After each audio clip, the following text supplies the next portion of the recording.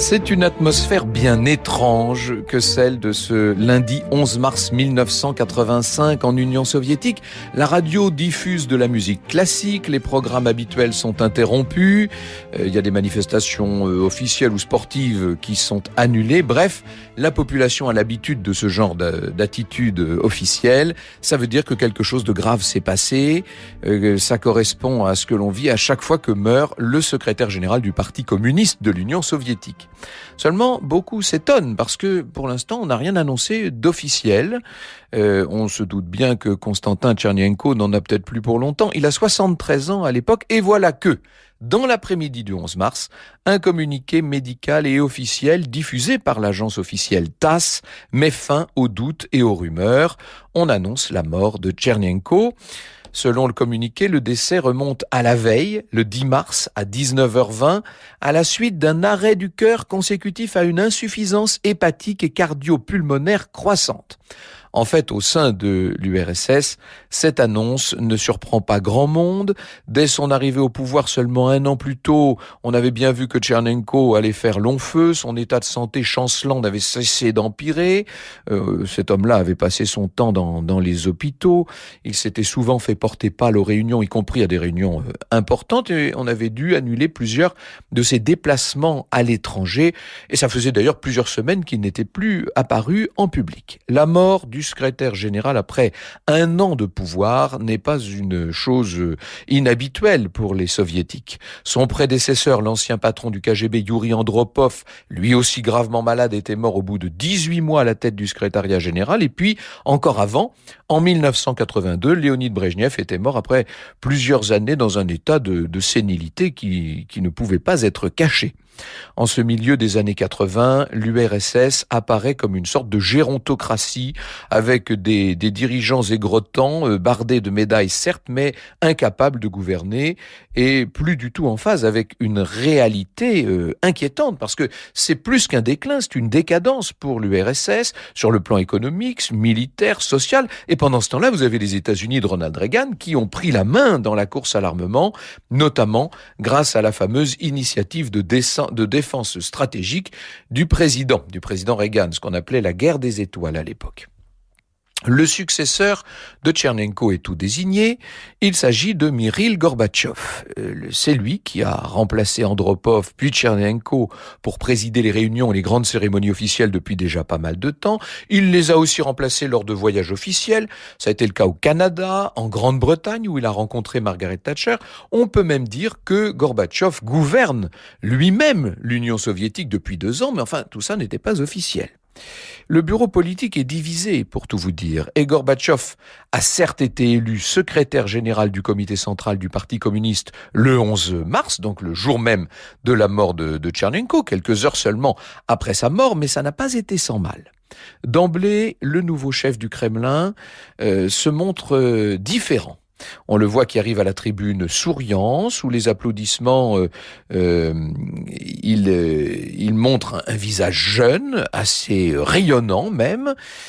Alors il y a cet angiome sur le front, vous savez, cette tache sur le front qui va le rendre mondialement célèbre, mais disons surtout qu'avec ses 54 ans et sa santé visible, il tranche sur les vieillards du Politburo. Il est nettement plus dynamique. Faut vous dire que c'est un méridional, Mikhaïl Gorbatchev. Il était né en 1931 dans l'extrême sud-ouest de l'URSS, dans le Caucase du Nord, une région réputée pour ses stations thermales. Il était né précisément à Privolnoye. Il est le fils d'un conducteur d'engins agricoles qui a fait des bonnes études dans le système habituel. Il a aidé son père dans les champs, il a bien travaillé, si bien qu'il a été décoré de l'ordre du drapeau rouge du travail. Il a étudié le droit à l'université d'État de Moscou et c'est à Moscou, à l'université, à la fac, qu'il a rencontré Raïssa Titarenko, qui sera sa future épouse. Raïssa, on en parlera beaucoup, bien sûr. Lorsqu'il a eu terminé ses études, Mikhaïl est retourné dans sa région natale pour devenir ce qu'on pourrait appeler un homme d'appareil. C'est normal pour un très bon élève. Il s'est spécialisé tout naturellement dans les questions agricoles et c'est ainsi qu'on l'a vu gravir les échelons et obtenir des responsabilités importantes pour son jeune âge, puisqu'à 39 ans, il est déjà premier secrétaire du comité du parti de la région de Stavropol. Il est élu au comité central quelques mois plus tard. À 43 ans, on le voit entrer au Soviet suprême. On est en pleine époque brejnevienne, là. Et en parallèle à cette ascension, il va compter sur l'aide très efficace d'un mentor dont le moins qu'on puisse dire est qu'il est puissant, puisque c'est le patron du KGB en personne. C'est ce fameux Youri Andropov qui plus tard sera à la tête de l'État. Gorbatchev est élu secrétaire du comité central en charge de l'agriculture en 78. Il entre au Politburo dès 80, ce qui veut dire qu'à l'époque, il a 49 ans. Hein. Et même si les plus orthodoxes de ce bureau politique se méfient de lui, tout le monde n'en est pas moins convaincu que un jour, Mikhaïl Gorbatchev sera le nouveau chef de l'Union soviétique. Il s'y prépare. C'est donc un homme tout à fait familier des arcanes de ce pouvoir si particulier qui s'installe au Kremlin en ce printemps 1985. Vous voyez ce que c'est que l'Union soviétique quand même. Certes, c'est la décadence, mais ça reste 15 républiques fédérées, 285 millions d'habitants, la deuxième puissance du monde, une des deux hyperpuissances de cette fin de XXe siècle. Et d'entrée, je vous l'ai dit, le style de Gorbatchev détonne par rapport à celui de ses prédécesseurs. Eux avaient l'habitude de se déplacer de façon très rare, toujours dans les fameuses grandes limousines luxueuses, vous savez, on ne voyait jamais leurs épouses, etc. Voilà ce que nous dit Vladimir Fedorovski dans Le roman vrai de Gorbatchev. Il improvise avec son épouse Raïssa des promenades dans les rues de Moscou, le plus souvent sur la place rouge. Les passants le reconnaissent. Les gardes du corps restent à distance de manière que le secrétaire général puisse bavarder, plaisanter, serrer des mains et caresser la tête des enfants, établir un contact avec la population. Quel défi pour Mikhaïl Gorbatchev d'approcher ces moscovites fourbus, ces individus en chair et en os à la poursuite de pauvres bonheurs concrets. Donc le style est très différent. Mais au-delà du style, il y a aussi les mesures que va prendre Gorbatchev et qui tranchent par rapport à celles de ses devanciers. Parmi ces mesures, une campagne de lutte contre l'alcoolisme. On en a beaucoup parlé dans la presse occidentale. À l'époque, on instaure une sorte de prohibition, si on peut dire, en Russie, avec un prix de la vodka, du vin, de la bière qui augmente considérablement. Par ailleurs, au sein du Politburo, les ennemis de Gorbatchev et les tenants de la vieille garde sont débarqués. On pourrait presque parler d'une purge tout à fait douce, mais qui n'en est pas moins une purge. Personne n'est intouchable, puisqu'Andrei Gromyko, l'inamovible ministre des Affaires étrangères depuis près de 3 décennies, va être démis de ses fonctions. Et on voit des hommes proches de Gorbatchev, beaucoup plus jeunes, qui accèdent à de hautes fonctions. Gromyko a été remplacé par Edouard Shevardnadze, qui donc est ministre des Affaires étrangères. Alexandre Yakovlev, qui est l'ambassadeur de l'Union soviétique au Canada, est nommé au comité central puis au bureau politique, chargé de l'idéologie et de la politique extérieure. Vous imaginez le poste dans un régime comme celui-là. Et puis, disons-le, Yakovlev, c'est l'éminence grise de Gorbatchev. C'est lui qui conseille de mettre en œuvre une grande politique de réforme, politique nécessaire, pense-t-il, pour sauver l'Union soviétique du déclin. Il en va de la survie même du régime. Franck Ferrand sur Radio Classique.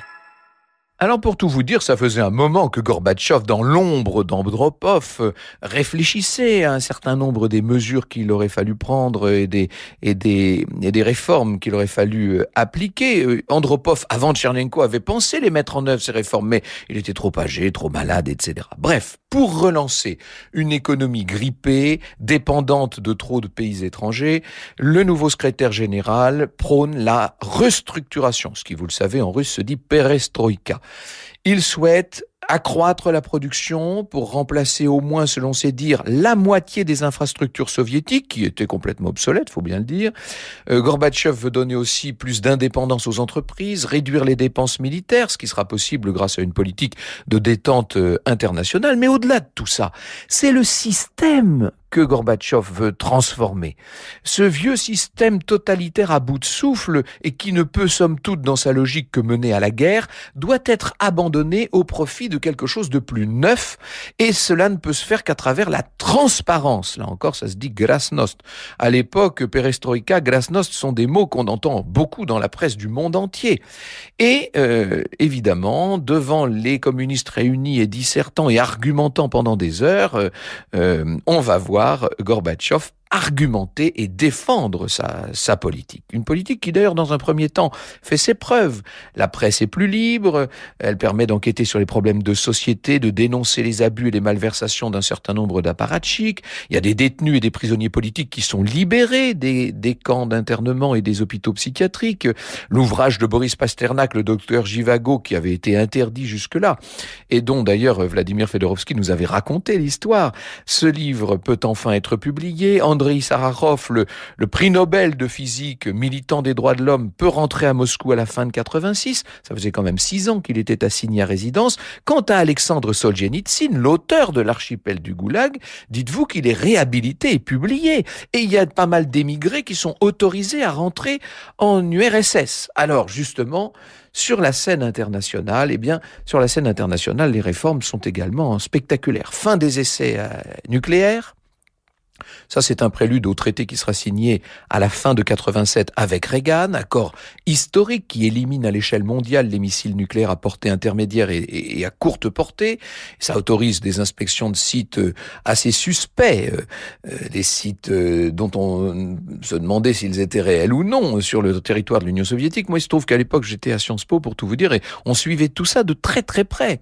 Ces engagements permettent à Gorbatchev d'acquérir une grande popularité en Occident et aux États-Unis, et il est élu homme de l'année par le magazine Time en 1987. Vous allez me dire, c'est pas forcément une grande gloire, mais c'est souvent assez représentatif de ce qui est en train de se passer. Pour mener à bien sa politique de réforme, Gorbatchev poursuit les renvois au sein des instances dirigeantes.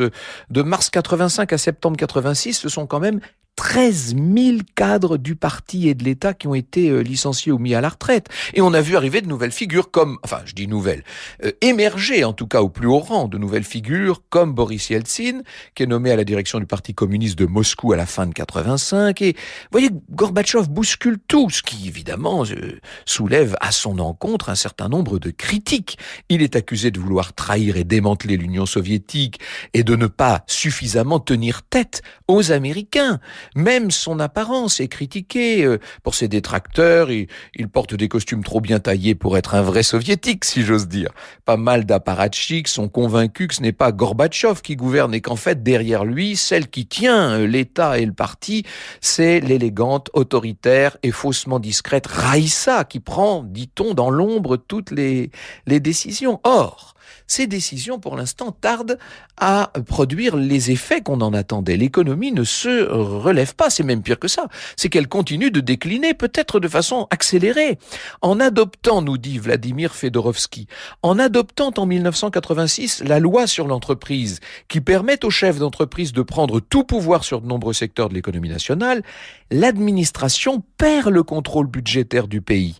Dans le même temps, les futurs oligarques commencent à voler les richesses économiques dans des proportions colossales, tandis que les dirigeants soviétiques sous-estiment les tensions nationales, voire nationalistes, à l'intérieur de l'URSS, lesquelles sont précisément exacerbées par les pillages de l'oligarchie. Les équipements sont toujours vétustes. Les soviétiques font la queue plusieurs heures devant les magasins, dans lesquels les rayons sont de plus en plus vides. Des millions de personnes ne mangent même plus à leur faim ou n'arrivent plus à se chauffer, sont au chômage. Je me rappelle qu'à l'époque, avec des personnalités comme Madame Carrère d'Ancos, on se posait beaucoup de questions justement sur l'avenir d'un système qui montrait autant d'insuffisance. À l'image de la terrible catastrophe de Tchernobyl en avril 86, et en dépit de certains efforts de modernisation, c'est tout le système qui apparaît vraiment à bout de souffle. Je cite encore Vladimir Fedorovski dans ce livre qui vient de paraître.